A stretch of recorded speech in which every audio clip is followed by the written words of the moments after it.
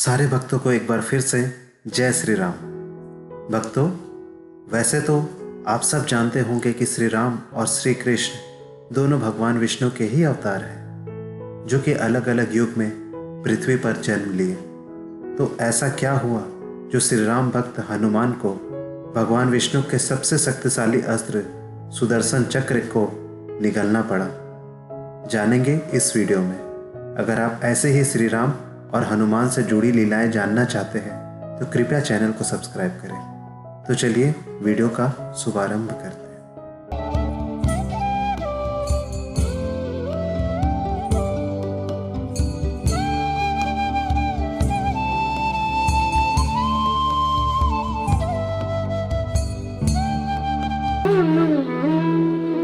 सुदर्शन चक्र बहुत ही शक्तिशाली, जो एक बार छोड़े जाने पर अपने शत्रु का अंत करके ही अपने स्थान पर लौटता है। सुदर्शन भगवान विष्णु का एक ऐसा अमोघ अस्त्र है जो कभी विफल नहीं होता।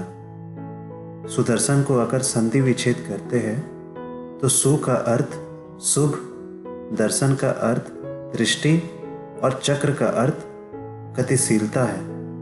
सुदर्शन चक्र को भगवान श्री हरि नारायण विष्णु तथा उनके अवतार ही धारण कर सकते हैं। ये बहुत ज़्यादा शक्तिशाली है। माना जाता है सुदर्शन चक्र आकार में लगभग 12 से 30 सेंटीमीटर व्यास का है। सुदर्शन चक्र में 2 पंक्तियों में लाखों कीलें विपरीत दिशाओं में चलती है, जो इसे दांतेदार किनारा देती है। माना जाता है सुदर्शन ब्रह्मास्त्र से कई गुना ज़्यादा ताकतवर अस्त्र है। एक बार सुदर्शन भगवान श्री कृष्ण के पास जाते हैं और उनसे कहते हैं, प्रणाम प्रभु, मैंने आपका अनेकों युद्ध में साथ दिया है।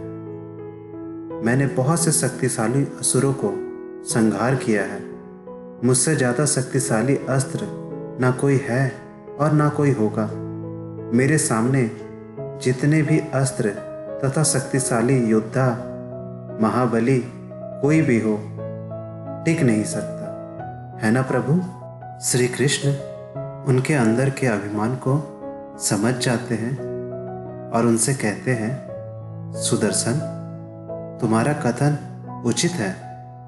तुमसे ज़्यादा शक्तिशाली पूरा विश्व में कोई नहीं हो सकता। तुम्हारे साथ किसी की भी तुलना नहीं कर सकते।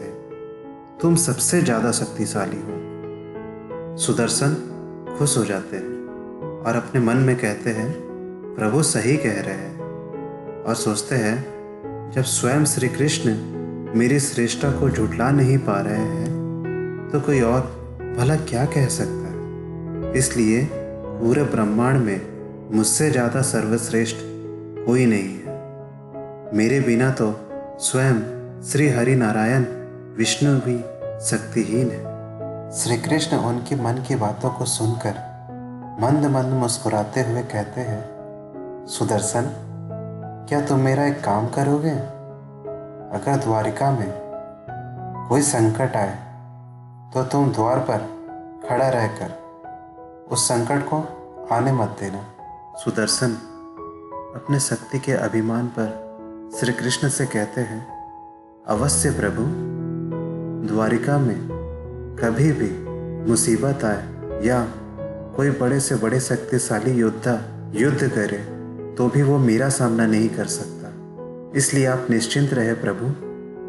और यह कहकर सुदर्शन श्री कृष्ण की आज्ञा लेकर सभा से चले जाते हैं। सुदर्शन के सभा से जाने के बाद भगवान श्री कृष्ण अपने परम भक्त हनुमान का स्मरण करते हैं और कहते हैं, भक्त हनुमान, तुम शीघ्र द्वारिका आओ और मेरे अंश स्वरूप सुदर्शन का अभिमान का दमन करके उसको सुमति प्रदान करो। हनुमान कहते हैं, जैसी आपकी इच्छा प्रभु। ये तो मेरा सौभाग्य है कि मुझे आपकी सेवा करने का एक और अवसर मिल रहा है। मैं यथाशीघ्र द्वारका के लिए प्रस्थान करता हूँ। वैसे भी मेरी आँखें आपके दर्शन के लिए व्याकुल है प्रभु। श्री कृष्ण कहते हैं, अवश्य हनुमान, मैं तुम्हारी आने की प्रतीक्षा करूंगा।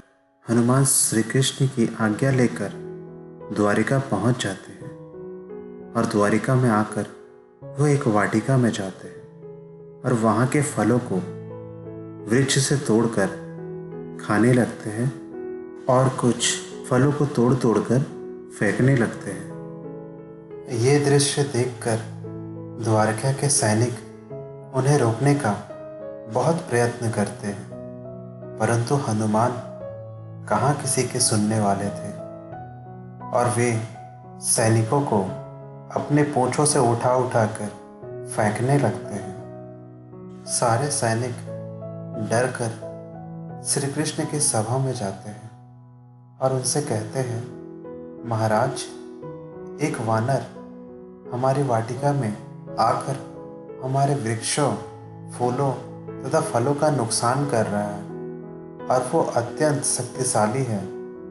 जब हमने उन्हें रोकने का प्रयास किया तो वो हमें अपने पूंछों से उठाकर फेंकने लग रहे हैं। कृपया उसे रोकने का मार्ग बताएं। श्री कृष्ण सैनिकों से कहते हैं कि तुम उस वानर के पास जाओ और उनसे कहो कि श्री राम उनकी सभा में प्रतीक्षा करें, तो बिना विलंब किए वो सभा में आए। सैनिकों के जाने के पश्चात श्री कृष्ण सुदर्शन को बुलाकर कहते हैं, सुदर्शन, जब तक मैं तुम्हें आदेश न दूं तब तक किसी को भी सभा में आने ना दिया जाए, चाहे वो कोई भी व्यक्ति हो। अगर फिर भी वो दुस्साहस करे तो तुम उसका वध भी कर सकते हो और तुमसे ज़्यादा शक्तिशाली तो पूरे विश्व में कोई नहीं है। तो तुम द्वार पर रहकर ये सुनिश्चित करो कि कोई अंदर ना आ पाए। सुदर्शन मंद मंद मुस्कुराते हुए सभा से निकलकर द्वार पे जाकर खड़े हो जाते हैं। उधर सैनिकों से श्री राम का बुलावा सुनकर राम भक्त हनुमान बिना विलंब किए तत्काल महल के द्वार के निकट पहुंचते हैं तो देखते हैं द्वार पर स्वयं सुदर्शन एक सजग प्रहरी के भांति खड़े हैं और सुरक्षा दे रहे हैं। हनुमान जी जैसे ही द्वार के निकट पहुंचते हैं, सुदर्शन उनके आगे आ जाते हैं और उनसे कहते हैं, हे वानर श्रेष्ठ, आप इस महल के अंदर नहीं जा सकते, तो कृपया आप यहाँ से लौट जाए। हनुमान कहते हैं, हे प्रहरी, भला एक भक्त अपने प्रभु के दर्शन किए बिना कैसे जा सकता है, और मुझे उनसे मिलने के लिए किसी की आज्ञा लेने की ज़रूरत नहीं, तो कृपया अविलंब मुझे राजमहल जाने दीजिए। मेरे प्रभु श्री राम अंदर मेरी प्रतीक्षा कर रहे हैं। सुदर्शन कहते हैं, ये राजमहल मेरे स्वामी श्री कृष्ण का है, ना कि आपके प्रभु श्री राम का। अतः अंदर जाने का विचार अपने मस्तिष्क से निकाल दे और यहाँ से प्रस्थान करें। हनुमान कहते हैं, हे अष्ट शिरोमणि, मैं अपने प्रभु श्री राम के दर्शन किए बिना तिल मात्र भी पीछे नहीं हटूंगा। अतः आप व्यर्थ में मेरा समय नष्ट कर रहे हैं, कृपया मार्ग से हट जाए। सुदर्शन क्रोधित होकर कहते हैं, मैं श्री कृष्ण का महानतम अस्त्र सुदर्शन हूँ। आप मेरी इन तेज धारों के आगे अपने प्राणों की आहुति देने को क्यों सज है? मेरे सामने जब इंद्र का वज्र तक नहीं टिक सका, तो आप तो एक मामूली से वानर है। मेरे प्रभु की आज्ञा के बिना कोई अंदर जाए तो उसकी मौत मेरे हाथों निश्चित है। हनुमान कहते हैं, यह आप कैसी बात कर रहे हो? इतना अहंकार ठीक नहीं, और एक भक्त को अपने प्रभु से मिलने के लिए रोकना भी उचित नहीं। इसलिए तुम्हें जो प्रयास करना है सब कर लो और हट जाओ मेरे मार्ग से। मुझे अब विलंब हो रहा है। सुदर्शन क्रोधित होकर कहते हैं, हनुमान, समय चाहे अपनी गति बदल दे, परंतु मैं तुम्हें अंदर जाने नहीं दूंगा। और अगर तुमने अंदर जाने का विचार मन में भी लाया तो परिणाम अच्छा नहीं होगा। और अगर अंदर जाने का तुम प्रयत्न करो तो उससे पहले तुम्हें मुझसे युद्ध करना पड़ेगा। और यह कहकर वो अपने रौद्र रूप में परिवर्तित हो जाते हैं। उसके बाद हनुमान जैसे ही अंदर जाने का प्रयास करते हैं, सुदर्शन बार बार उनके मार्ग में आ जाते हैं। उनके बार बार ऐसा करते देख हनुमान मन में सोचते हैं कि अगर मैं इनसे युद्ध किया तो बहुत समय निकल जाएगा और मेरे प्रभु को अत्यधिक प्रतीक्षा करना पड़ेगा। इसलिए वो फिर से अंदर जाने का प्रयास करते तो सुदर्शन चक्र फिर से उनके मार्ग में आ जाते हैं। तभी हनुमान सुदर्शन को अपने हाथों में पकड़कर मुख में रख लेते और महल के अंदर प्रवेश करते हैं।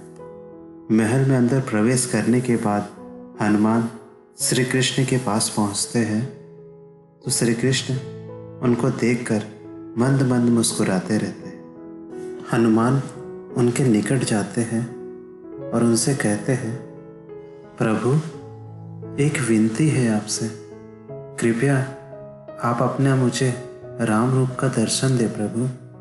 मेरी आंखें तरस गई है प्रभु। हनुमान के कहने पर श्री कृष्ण राम रूप में आ जाते हैं और उन्हें दर्शन देते हैं। और उसके बाद वो हनुमान से पूछते हैं, हनुमान, तुम्हें यहाँ आने में कोई बाधा का सामना तो नहीं करना पड़ा? हनुमान कहते हैं, प्रभु, महल में अंदर आने के समय सुदर्शन मुझे प्रवेश नहीं करने दे रहे थे और बिना आपके दर्शन किए लौट जाऊं, ऐसा तो असंभव है ना प्रभु। और जैसे ही मैंने अंदर आने की चेष्टा की, उसने मुझसे युद्ध किया, परंतु मुझे आने में विलंब ना हो, इसलिए मैं उनसे युद्ध न करके उसे अपने मुख में रख लिया प्रभु। फिर श्री राम ने कहा, हनुमान, कृपया सुदर्शन को अपने मुख से निकाल करके मुक्त करो। हनुमान ने कहा, जो आज्ञा प्रभु। और वो मुख खोल करके सुदर्शन को मुक्त कर देते हैं। मुक्त होकर सुदर्शन श्री राम के निकट जाकर कहते हैं, मुझे अपनी गलती का बोध हो गया प्रभु, और मुझे ये भी ज्ञात हो गया है कि ये लीला मेरे अभिमान को भंग करने के लिए की गई थी। अपनी शक्ति को सर्वश्रेष्ठ मानना मेरी भूल थी प्रभु। हर व्यक्ति अपने स्थान पर श्रेष्ठ होता है, मुझे क्षमा कर दे प्रभु।